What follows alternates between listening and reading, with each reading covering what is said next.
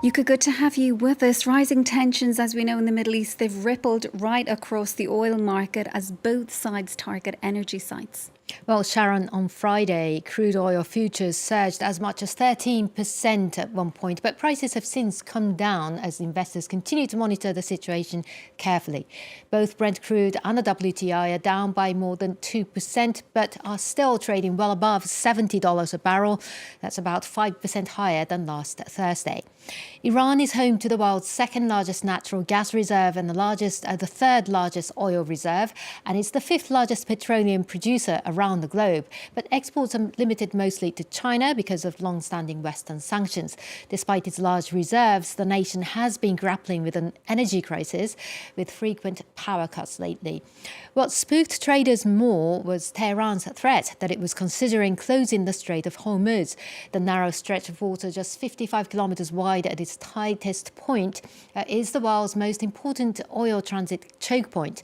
A third of global seaborne oil and a fifth of LNG pass through it, Sharon. Meanwhile, Israeli defence companies, they've been at the heart of a controversy at the Paris air show. It's just kicked off today. Well, French authorities have shut down the stands of 4 Israeli military wear manufacturers for displaying offensive weapons. Black fences were erected around the stands of IAI, Rafael, Univision and Elbit, while 3 smaller Israeli booths and one by the Israeli Defence Ministry remained accessible. France says the 4 companies violated the terms of the air show, which include a ban on displaying offensive weapons. Prime Minister François Bayrou cited the ongoing conflict in Gaza as the rationale behind the ban, while Israel denounced the move. Next, you get to some big corporate news. The CEO of Renault is leaving his job to move to a completely different industry. Yeah, that's Luca de Meo. He will leave the auto industry to head the luxury group Kering, the owner of Gucci, Saint Laurent, Balenciaga and other fashion houses.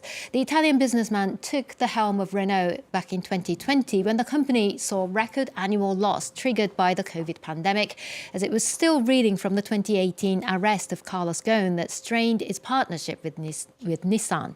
He has since turned the company into one of the most profitable in the auto industry. He will start his new role as Kering CEO in September and will be the first outsider to run the company that's controlled by the Pinault family.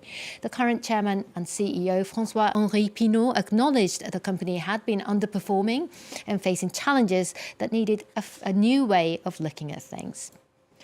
Now, the news of the leadership change moved the 2 companies' stocks, both listed in Paris. Kering's stock skyrocketed this Monday, ending the day up 12% as investors welcomed the leadership change, while Renault sank more than 8% on his untimely departure, as well as on news that Nissan is now considering to reduce its stake in Renault by about 5%.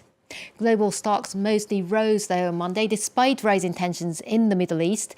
On Wall Street, the Dow rose more than 300 points, the S&P gained about 1%, and the Nasdaq ended the day up 1.5%.